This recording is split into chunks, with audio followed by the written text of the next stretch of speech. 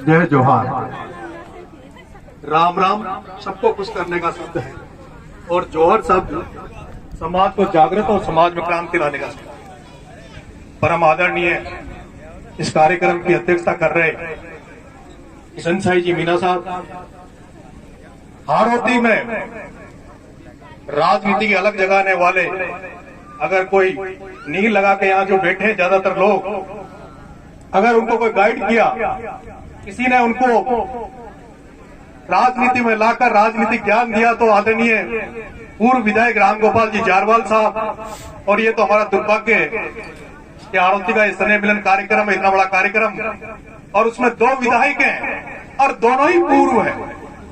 एक भाई साहब एमएलए साहब राम गोपाल जी जारवाल साहब, वो भी पूर्व विधायक हैं, और मेरे भाई ललित मीणा वो भी पूर्व विधायक है। काश हमारी किस्मत में कोई वर्तमान विधायक भी यहाँ होता, लेकिन दुर्भाग्य अभी भी हमारे अंदर चेतना नहीं है, इतनी होनी चाहिए। मंच पर विराजमान पूर्व प्रधान बाबूलाल जी और अटरू के एसडीएम मेरे भाई, और भाई साहब हरि सिंह जी, काशीलाल जी, बालचंद जी भाई, और सारे जो मंच में विराजमान सारे लोग, और सामने पंच पटेल, और विशेष रूप से उन माताओं को मेरा चरण स्पर्श जो पीली लुगड़ी पहन के आई है। बाकी तो ऐसा लग ही नहीं रहा कि तुम मीडिया हो, क्योंकि नुक्ता पानी बाकी सारी चीजों की बातें काफी लंबी चौड़ी हो गई, और नुक्ता प्रथा अब इतनी सीरियस कंडीशन में भी नहीं है जितना हम उस पर जोर दें, क्योंकि ज्यादातर गांव में डीआईजी साहब हाड़ौती में नुक्ता बंद है, तो गिनती के करते हैं, वो भी काउंटेड करते हैं, क्योंकि 2 प्रथाएं बुरी थी। एक तो नुक्ता प्रथा, और नुक्ता प्रथा से भी बुरी जो समस्या थी यहाँ, वो ये समस्या थी कि जो रिश्तेदार लोग जो आते थे घरों पे, वो कपड़े लेके आते थे, बहुत सारा पैसा लगता था। और मैंने ये देखा जन्म से लेकर अब तक, चाहे वो मेरी शादी हो, ब्याह हो, या कहीं भी और जगह भी है, कि जितने भी कपड़े वपड़े जो उड़ाते हैं, वो कपड़े वपड़ों को चूहे ही खाते हैं। मैंने तो अभी तक मेरे ससुर तो ब्रांडेड भी लाते थे, रेमेंट लाते थे, पर मैंने तो कभी पहने नहीं थे। ये जो अभी वो भाई साहब की शादी हुई थी बम्बई वालों की एमपी में, तो एमपी वाले कम रखते हैं पहना उनाव का लखा, तो हम नाराज हुए भैया तुम इतने से क्यों लाए, छापियां क्यों लाए। लेकिन उन्होंने कहा कि अब हम भी वही देख रहे हैं कि अभी मेरी भाई लाल सिंह ने कहा, तो हमारे भी घर में 2-3 डेथ हुई, और हम उन नुक्ता प्रथाओं से दूर रहे। नुक्ता प्रथा से दूर होते हुए भी मेरे पिताजी ने स्पेशली ये कह दिया कि हम पहना, कोई भी जो रिश्तेदार है वो पहनाने का कपड़े अपने बदलाना, भैया हम कपड़े ना तो पहनते हैं, और ना कोई हमारा रिश्तेदार मरता जो ना हम कपड़ा उड़ाने ले जाते हैं। अभी एक राजनीतिक हलचल मैंने यहाँ 12 में की थी। वैसे मैं यहाँ हाड़ौती में कम सक्रिय रहता हूँ, लेकिन उस हलचल के बाद में 3-4 महीने से मैं खेतीबाड़ी में बिजी था, और मैंने फेसबुक पे लिख दिया था कि अब मैं 3-4 महीने कहीं राम राम नहीं करूंगा, किसी से मिलूंगा नहीं, मैं केवल खेतीबाड़ी में व्यस्त रहूंगा। और इसलिए मैं खेतीबाड़ी में व्यस्त रहा। और ये जो मंच है, ये जो भाषण है, भाषण भी एक कला है, मंच भी एक, ये बोलना जो है अभी रिदम में नहीं आ पाया। 4 महीने से पहली बार मंच पे आया हूं, तो बोल ढंग से नहीं पा रहा था, टकराऊं, फिर भी कुछ बातें कहूंगा। मुझे तो ये भी पता नहीं कि, क्योंकि मैं फेसबुक, सोशल मीडिया सब चीजों से दूर हूं, और इस कार्यक्रम में भी अभी लास्ट में भैया रिस बंटी ने कहा कि भैया आपको आना है, तो मैंने कहा यार मेरे पिताजी भी चले गए, छोटा भाई भी चला गया, मैं क्या करूंगा, कि नहीं आपको आना ही पड़ेगा। तो लहसुन की पट्टी में पानी मोड़ आए हो, अखबार से गया, बात देखकर देख लीजिए, नहीं तुझान साहब काम जान। तो मैं आया हूं, मैं आपसे कुछ महत्वपूर्ण समस्याओं पर बात करना चाहता हूं। हाड़ौती की जो समस्या है, अभी आदरणीय जिला प्रमुख साहब भरत जी ने कहा कि शायद ये राजनीतिक मंच नहीं है तो राजनीतिक बातें नहीं करनी चाहिए, पर आदरणीय प्रमुख साहब, आदरणीय एमएलए साहब, फिर जब राजनीतिक मंच नहीं है तो आप क्यों हम सबको बुलाया है, क्यों एमएलए को बुलाया, क्यों आपको बुलाया, क्यों हमें बुलाया? आप किशन साई जी को, एसडीएम साहब को, अधिकारी कर्मचारियों को बुला लेते और कार्यक्रम खत्म कर लेते।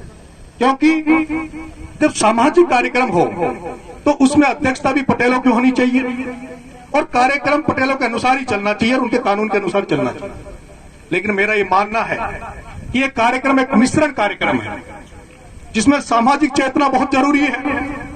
और सामाजिक चेतना तभी आ सकती है जब आपके पास आर्थिक चेतना हो और तब आपके पास राजनीतिक चेतना।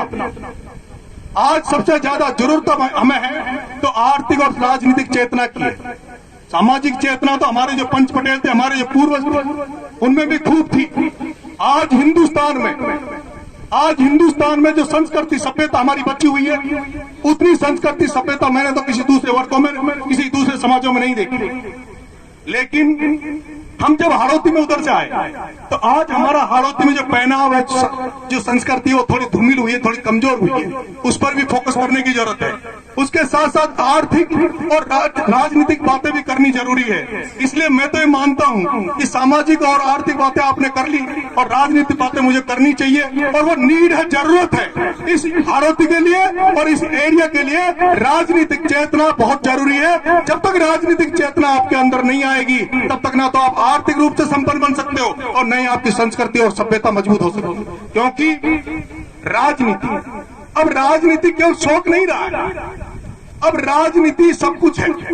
पहले एक जमाना था जब राजा महाराजा हुआ करते थे, लेकिन आज हम ये देख रहे हैं कि राजा महाराजा गढ़ किले महलों को छोड़कर राजनीति में आ रहे हैं, चुनाव लड़ते हैं। और चुनाव लड़ते रहे, आपने देखा होगा हमारे यहाँ मुख्यमंत्री भी बनते हैं। आपने जब हाड़ौती की मुख्यमंत्री बनी जब भी देखा होगा, उदयपुर का कोई मुख्यमंत्री बना होगा तब भी देखा होगा, कोई जोधपुर का मुख्यमंत्री बना होगा तब भी देखा होगा। जिस एरिया से जिस समाज का व्यक्ति बड़े पद पे चला जाता है, उस समाज को पीछे मुड़ के देखना नहीं पड़ता, और ये केवल राजनीतिक कारण होता है। अगर आपके पास राजनीति अगर मजबूत है, राजनीति अगर दमदार है, तो आपके लोगों के उद्योग धंधे भी होंगे। आप लोगों को किसी के आगे गिड़गिड़ाना नहीं पड़ेगा, क्योंकि मुख्य जो है, मेन मकसद है, वो मेन मकसद तो अगर हमें कहीं जाना पड़ता, किसी काम के लिए जाना पड़ता, तो किसी न किसी नेता के दरवाजे पे ही जाना पड़ता है। चाहे आपको फैक्ट्री खोलनी पड़े, चाहे आपको पेट्रोल पंप खोलना पड़े, चाहे आपको खेती बाड़ी में सब्सिडी चाहिए, आपको कुछ भी करना पड़े, लेकिन लास्ट में तो हमें किसी न किसी दरवाजे पे अगर जाना पड़ेगा तो किसी न किसी नेता के यहाँ जाना पड़ेगा। मैं आपसे कहना चाहता हूँ न तोड़ूंगा। हेलो, मैंने अभी एक कार्यक्रम किया था 12 में,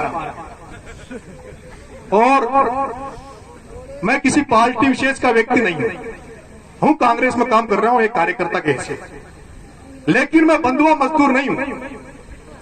क्योंकि इससे पहले मेरा जन्मजात में कांग्रेस ही था, एनएसयूआई में पैदा हुआ, जन्म घर में कांग्रेस में पैदा हुआ। लेकिन जब मेरे समाज पर जब मुझे ऐसा लगा कि मेरा समाज संकट में, मेरे लोग संकट में, और मुझे बगावत करनी चाहिए, तब मैंने बगावत करी। अभी जो एक कार्यक्रम 12 में हुआ था, उसके पहले मैं एक जयपुर में बड़े नेता से मिलकर आया। उस बड़े नेता ने मेरे से कहा, क्या नरेश हाड़ौती में तो मीणा है ही नहीं? मैंने कहा साहब आपको किसने कहा कि वो जो आपके मंत्री संतरी आते हैं वो कहते हैं कि हाड़ौती में तो मीणाओं की संख्या नहीं है?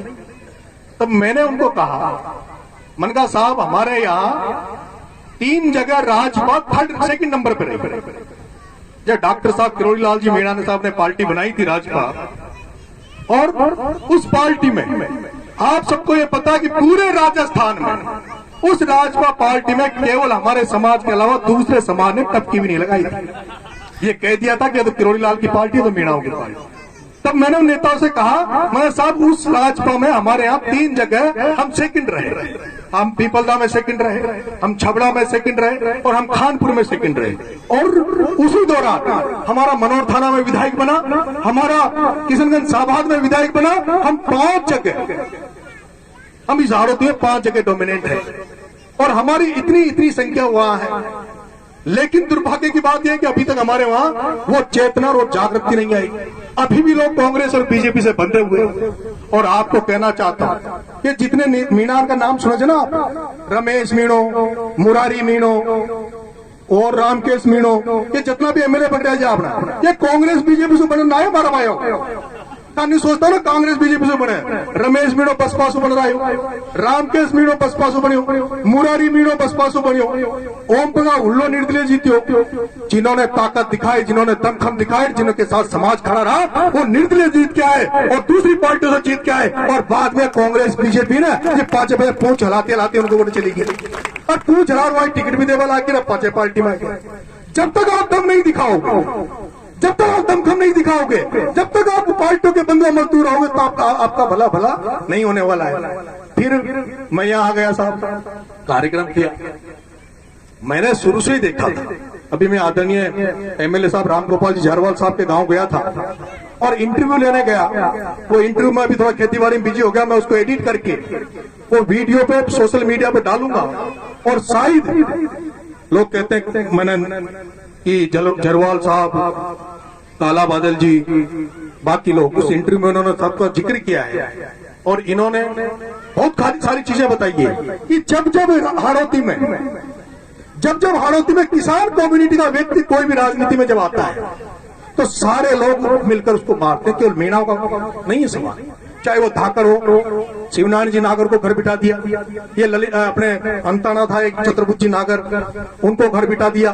अभी प्रहलाद गुंजल नेतागिरी कर रहा है, किसान का बेटा है कोटा में, उसकी हालत हम सब जानते हैं। उसके अलावा रामनाथ जी मीणा साहब की हालत आप सब जानते हो, हम सब जानते हैं, मंच वाले ज्यादा अच्छी तरह जानते हैं कि रामनाथ जी मीणा किस तरह से संघर्ष करके इस हाड़ौती की राजनीति में जिंदा है। कैलाश जी मीणा साहब मनोर थाना में थे, उनकी हालत आप जानते हो कि सातों जात ने इकट्ठा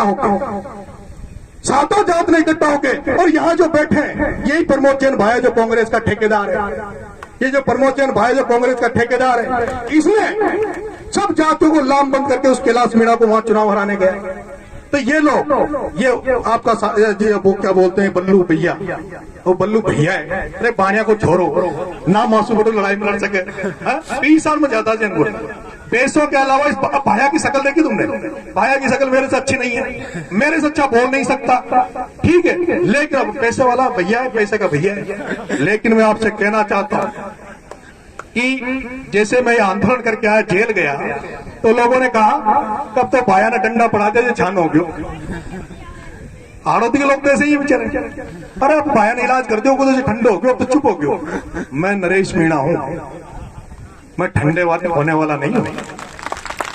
मैंने तो 12 की धरती पे कहा कि भाया और जो तुम राज कर रहे हो, एक बार बीजेपी, एक बार कांग्रेस, एक बार बल्लू भैया, एक बार प्रमोद जैन भाया। आदरणीय किशन साहब जी से मेरा इंट्रोडक्शन हुआ था एक बार, और इंट्रोडक्शन कहाँ हुआ आपको बता देना चाहता हूं। ये बेटे चंपालाल जी मीणा, इनकी जमीन थी किशनगंज शाहबाद में, और प्रमोद जैन भाया और प्रताप सिंह सिंघवी ने जेसीबी ले लेके 500 पुलिस के अफसर लेके उस जमीन को हकवाने भेज दिया था। दोस्तों, एक मीणा इतनी जमीन कैसे कर रहा है? एक मीणा पेट्रोल पंप का मालिक कैसे हो गया? एक मीणा इतना पैसे वाला कैसे हो गया? इनका इलाज करने के लिए भाया और बल्लू ने दोनों ने मिलकर इंतजाम करके वहां भेज दिया था, और लास्ट में हम लोग वहां बंदूकें ले लेके खड़े हुए। और ये वो किशन साहब मीणा है, वो अधिकारी है, जो वो मर्द अधिकारी हाड़ौती में आया जिसने कहा कलेक्टर नवीन जैन कलेक्टर को कि कलेक्टर साहब अगर यहाँ पर आदेश तो गोली चलाने का, जब तक आप आदेश नहीं दो, क्योंकि यहाँ मीणा बंदूकें लेके खड़े हैं, आप हमें आदेश दो गोली चलाने का, नहीं तो ये मीणा हमें मारेंगे। और बाद में नवीन जैन कलेक्टर, वो जैन का कलेक्टर मिसाला बनिया, उस नवीन जैन कलेक्टर ने ऑर्डर वापस लिया और 2 लाख की वो किसी और के नाम खुली।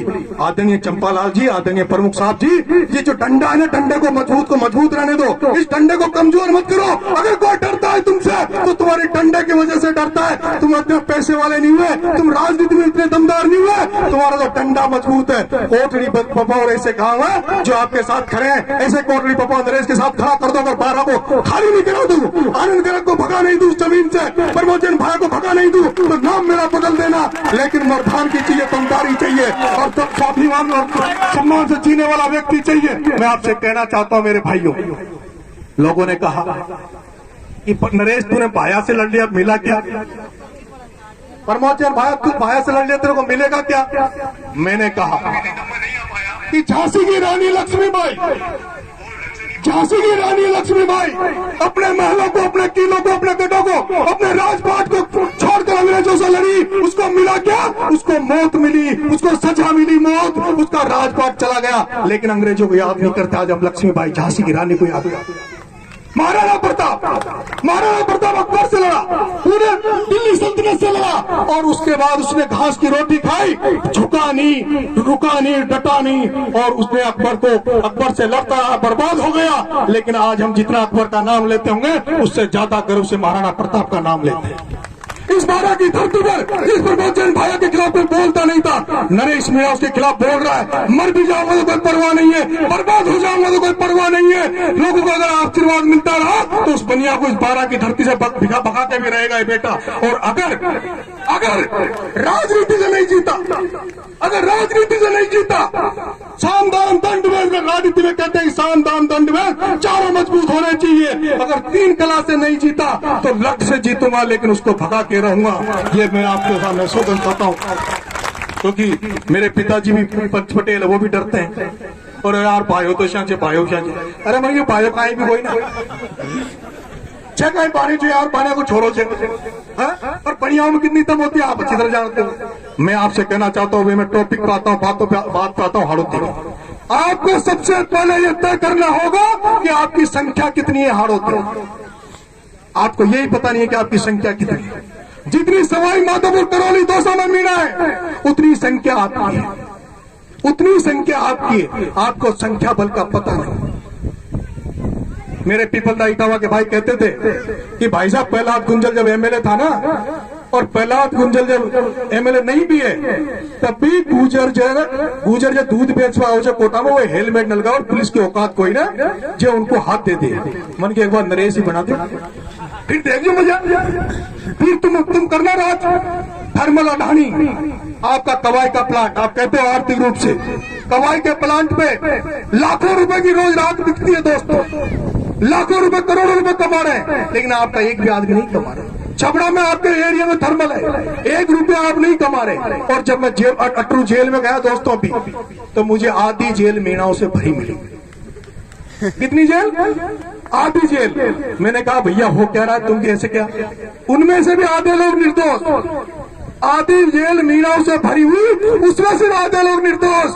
ना अफीम पकड़ी 1 के पास, नाम लिए 5 के और धर दिया 5 को, 4 ने 5-10 लाख रुपए दे दिए, उनको छोड़ दिया। मना कारण क्या है कि साहब कोई नेता ही कोई ना मांगे। उन्हें नेता छे ना चंपालाल जी से, बाबूलाल जी से, वो तो थोड़ा दिन तो गर्म होया जा और पाचा ठंडा हो गया। मैंने पीछे ठंडे क्यों हो गए? तुम में दम नहीं होगी, इन्हें समाज तो करीजिए दम। पर बात यह है कि हम अभी सक्षम भी नहीं है। हम जिन लोगों से लड़ना चाहते हैं उनसे लड़ने के लिए हमें आत्मबल नहीं है, और उसके बाद में हमारे पास साधन और संसाधनों की कमी है।